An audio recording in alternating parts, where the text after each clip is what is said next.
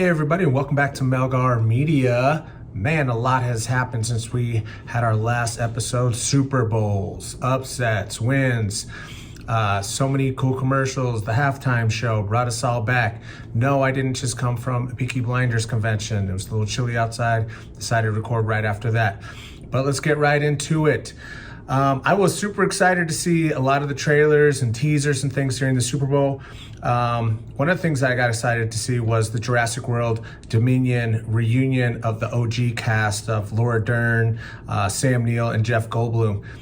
Super fun. They have always been a real attraction to the franchise for me, and really put you back into the days of the original trilogy and so forth that came on after that, you know. So I'm excited to see that, and the trailer was really good. I think that it's going to be a great finale to the franchise. I'm sure it'll be rebooted at some point in the future, but as of right now, I'm looking forward to that installment.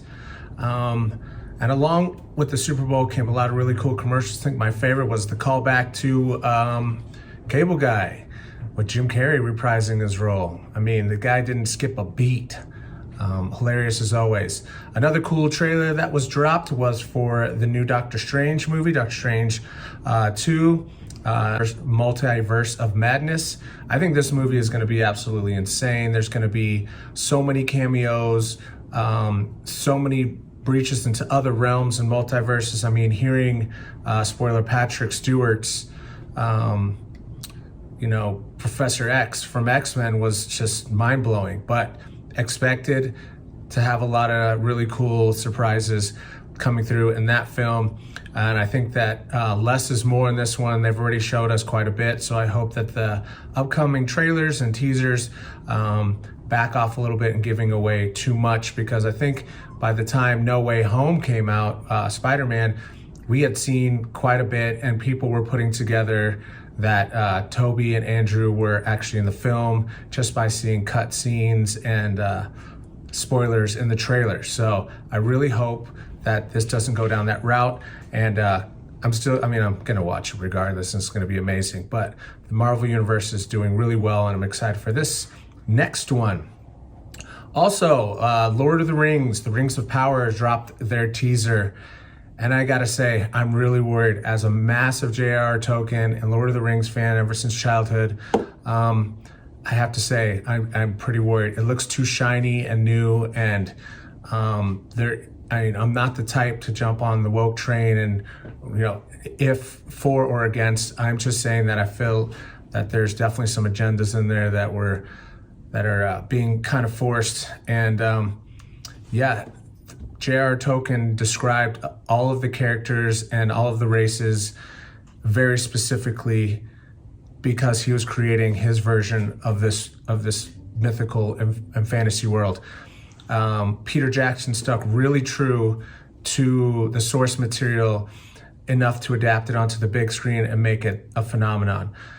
This show, I think, is trying too much, and some of the things that were said in the Variety article or Vanity Fair, and they're going down a route that I'm not sure is really going to work for them. I am hopeful. I'm going to watch it with really moderate expectations, but like I said, being a J.R.R. Tolkien fan, and my girlfriend can tell you I spend way too much money on anything that has to do with the realm and the worlds of J.R.R. Tolkien.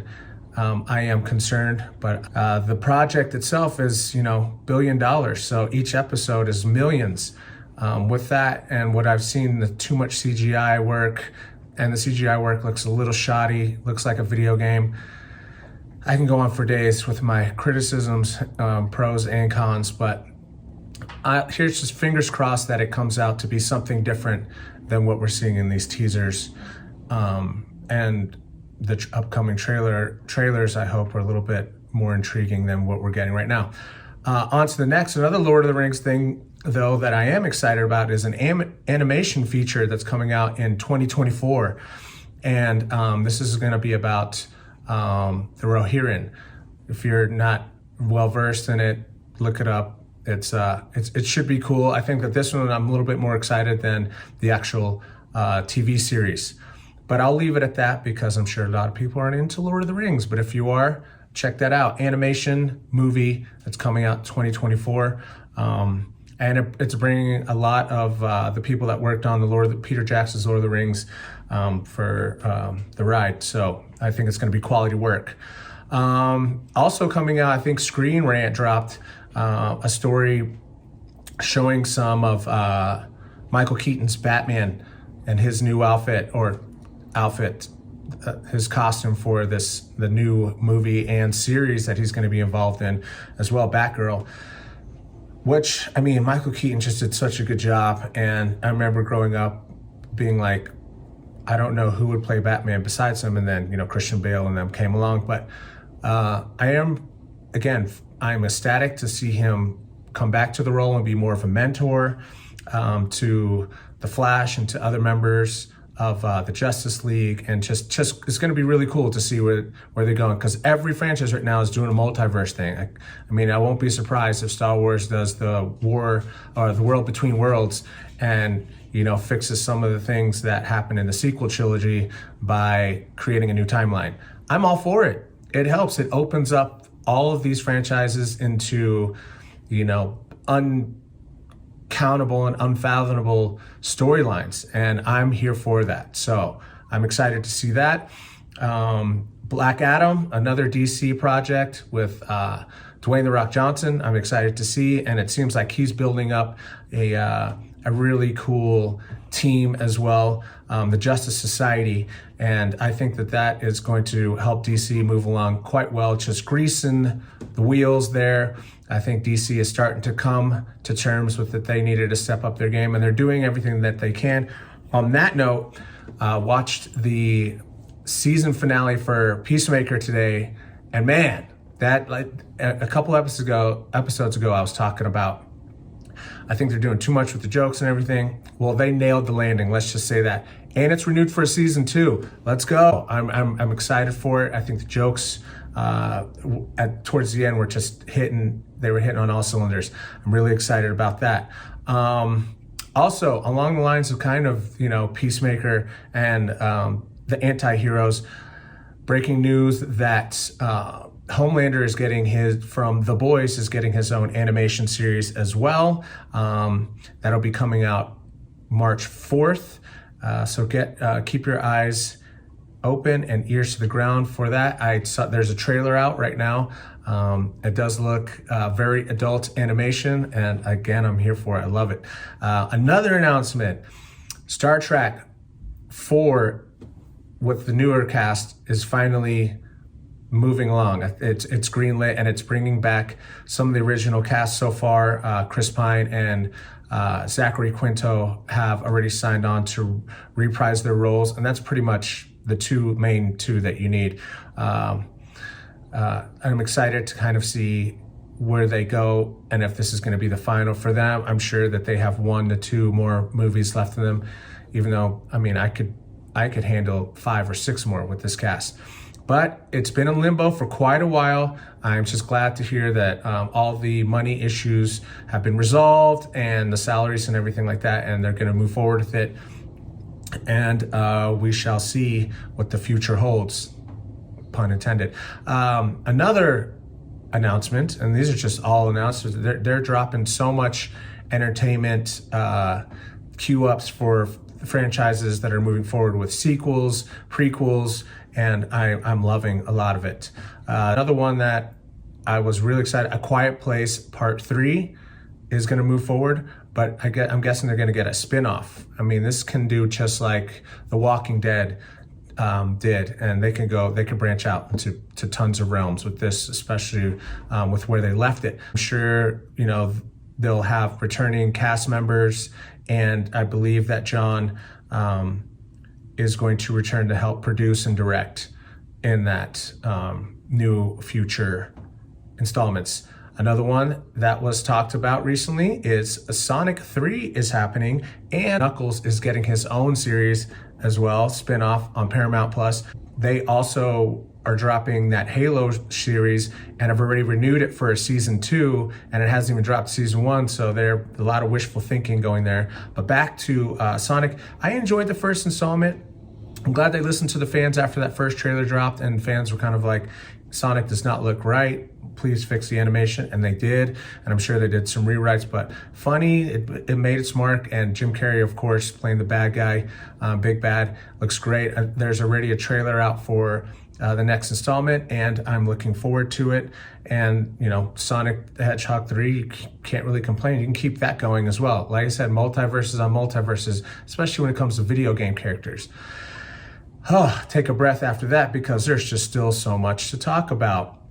Another big one that dropped this morning, Stranger Things Season 4 will be dropping. The Season 4 will be in 2 parts. The first one will come out in May, and the second part will drop in July. And then they have announced that Season 5 is greenlit, and that'll be its final season, which I think is fitting.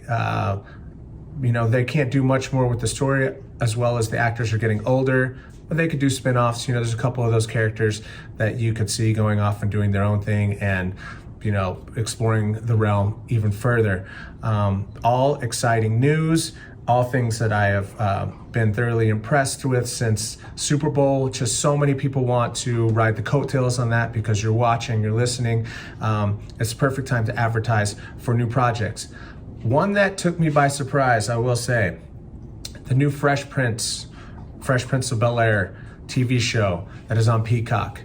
I had really low expectations for this, and I really thought that it was not going to work out, even with Will Smith being extremely involved in it, and he, you know, was choosing the cast. He was in set. It's a lot darker story, and I have to say, 2 thumbs up so far. I do like it. It reminds me of kind of, I mean, I don't even know what to compare it to, but I mean, it's just a really good modern day drama, and I was impressed. I caught myself going into episode 1 being like, I'm gonna hate it or not like it, and you know, now on episode 3, so far, I'm intrigued, and I'm in it. I like the characters, I like the cast. It doesn't seem to be doing so well on like IMDb and Rotten Tomatoes, but I, for one, don't mind it. And if Saved by the Bell, that reboot, can get a season 2, I'm thinking that this can as well.